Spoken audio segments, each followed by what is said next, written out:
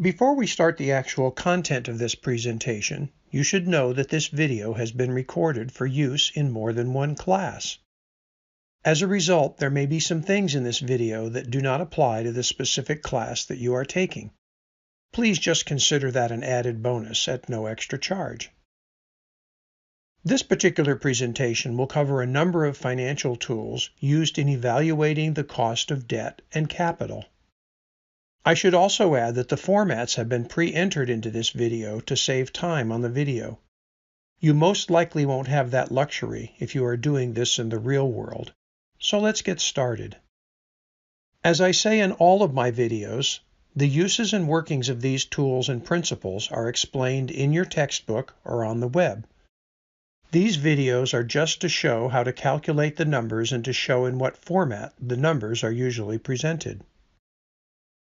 This first problem calculates a weighted cost of debt after taxes. There are two components to this problem. The first component reduces the gross cost of borrowing money by subtracting the taxes that will, of course, be deductible. This is accomplished for each component of debt using the formula shown in the top section of the problem solution on the screen in front of you. To fill in this framework, highlight the workbook cell under Tax Rate and type in 33.3%. Highlight the 33.3% and while holding down the Control key, press the C key.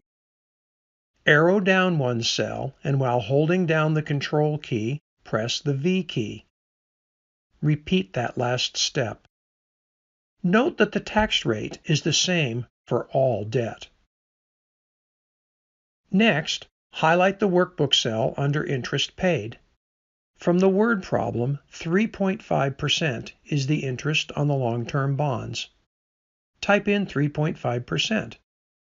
Since the interest on the short-term notes is 3%, type in 3% in the next workbook cell down, and then type 8.6% in the interest paid workbook cell on the line of credit line. To enter the formula, highlight the workbook cell under After-Tax Cost of Debt. Type in an equals sign, highlight the 3.5%, type in an asterisk denoting multiplication, followed by an open parenthesis, a 1, and a minus sign. Highlight the 33.3% on the same line, type in a close parenthesis, and press Enter. The long-term debt after-tax cost of debt is 2.3%. Actually, it's 2.3345%, and who knows how far out the digits would go. The format in the cell only shows one decimal place, which is appropriate, and rounding for this exercise is not really that important. Now that formula needs to be copied to the other two workbook cells under After-Tax Cost of Debt. Highlight the 2.3%. While holding down the Control key, press the C key. Arrow down one workbook cell and while holding the Control key down, press the V key. Repeat that last step. The average cost of debt for short-term notes is 2%, and for the line of credit is 5.7%.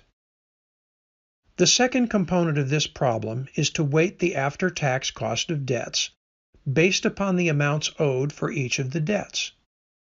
The framework on the lower part of your screen is used to accomplish this. The after-tax cost of debt from the upper part of the problem solution have been automatically carried into the lower framework of the problem solution. To fill in the lower format, highlight the workbook cell under Debt Amount in thousands. Note that the debt amount does not have to be in thousands. It can be in whatever format works for you. The important thing is that the format is consistent for all three types of credit.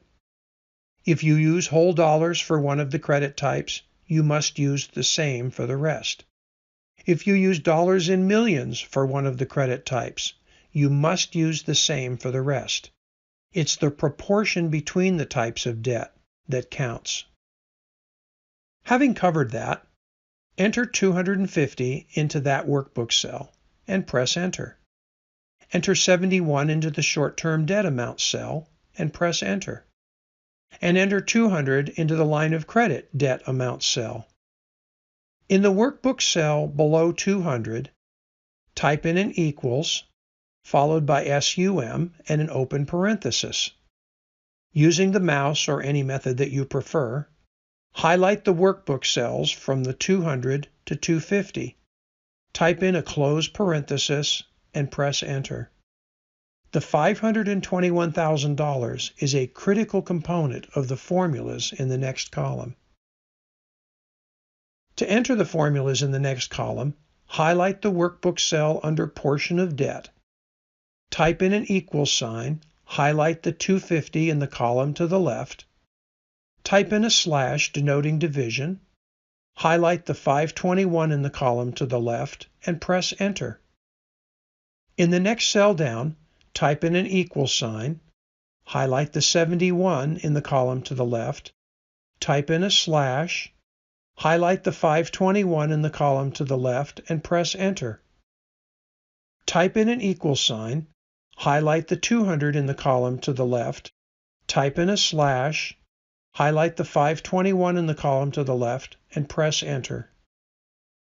The format already has a formula at the bottom of that column to sum the three results of that column. When determining a portion for a weighted distribution of any type, the total of all the amounts in that column must equal 100%. As you can see, the contents of the column do equal 100%. The final column is just simple multiplication. In the workbook cell under Weighted After-Tax Cost of Debt, or COD, type in an equal sign, highlight the 48%, type in an asterisk denoting multiplication, highlight the 2.3% to the left, and press Enter. Excel sometimes overrides previous formatting in a workbook cell. When multiplying a percentage times a percentage, that can happen. On the screen in front of you is a workbook cell filled with hashtags. Excel has changed the format, and that will need to be fixed. Highlight the workbook cell containing the hashtags. Using the Excel toolbar, which is not shown on your computer screen, reduce the number of decimal places in this cell to just 1. If you are not aware of how to do that, check the Excel help function for directions. The weighted after-tax COD for long-term debt is 1.1%. Copy that formula into the two workbook cells below it using the same Control-C and Control-V as used in the upper format.